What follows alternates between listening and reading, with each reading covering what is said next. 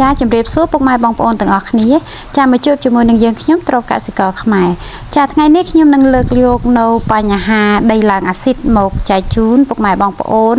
ដើម្បីដឹងទាំងអស់គ្នាតែទាំងអស់គ្នាអាចមើលបានដីឡើងអាស៊ីតគឺមានសភាពបែបនេះគឺដីរឹង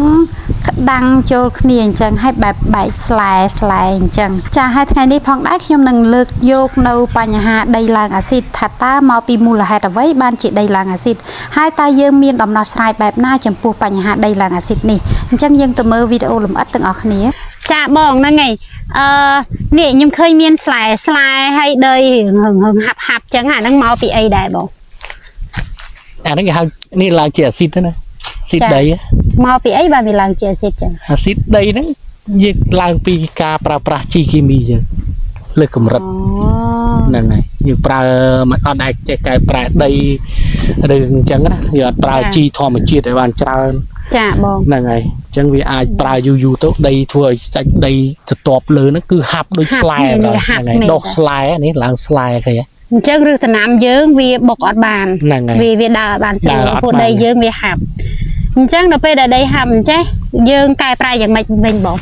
យើងត្រូវធ្វើម៉េចវិញដីចាប់ផ្ដើមហាប់ទីមួយយើងប្រើជីធម្មជាតិជីកប៉ុសឬក៏ជីពួកលីមួកសัตว์អាចមន់អាចគោអីចឹងមកចាយើងយកមកប្រើមួយឆ្នាំម្ដងឬក៏ពីរដងចាប្រើតំណកាលចាប់ពីផ្លែធំនេះយើងអាចប្រើធម្មជាតិចូលមកបានហើយចាហ្នឹងហើយនឹងប្រមូលផលហើយចាប់ផ្ដើមចូលប្រើភាសាទៀតចាអញ្ចឹងការប្រើប្រាស់យើងអាចប្រើបាចនៅលើកន្លែងដីហាប់ហ្នឹងមកយកពពួកជីកប៉ុសជីធម្មជាតិហ្នឹងសម្រាមនេះសម្រាមកតិកទីហ្នឹងយើងយកមកដាក់លើជីកប៉ុសយើងមកអញ្ចឹងមកដើម្បីឲ្យវាហ្នឹងហើយកើតពួកអតិសង្គមប្រានផងវាកើតជាប្រភេទសត្វល្អិតវាប្រយោជន៍ផងចាបងហ្នឹងហើយអាហ្នឹងគឺយើងប្រើរយៈពេល1ខែ2ខែមកបានចាប់ផ្ដើមមានចលៀនយើងគេថាដីវាចាប់ផ្ដើមល្អ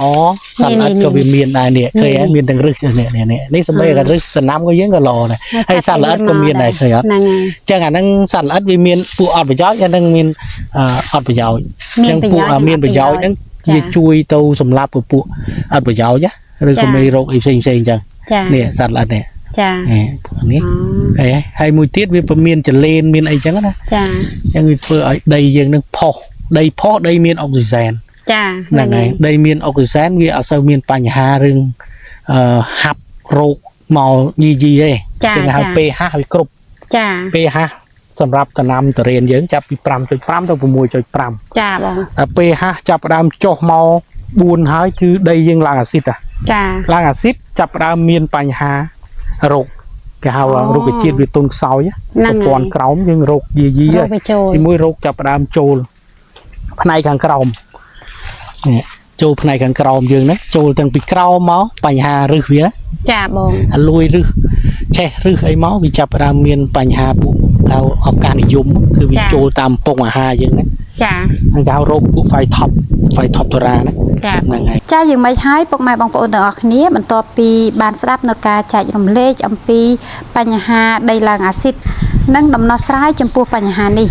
ចាយើងខ្ញុំសង្ឃឹមថាពុកម៉ែបងប្អូនទាំងអស់គ្នាបានយល់នៅអ្វីដែលពួកយើងចែករំលែកអំពីបញ្ហាដីឡើងអាស៊ីតនេះហើយចាប់ផ្ដើមអនុវត្តទាំងអស់ហើយក៏សូមអរគុណចំពោះការតាមដានទស្សនាតាំងពីដើមរហូតដល់ចប់មកដល់ពេលនេះយើងខ្ញុំសូមជម្រាបលាចាអរគុណជួបគ្នានៅវីដេអូក្រោយ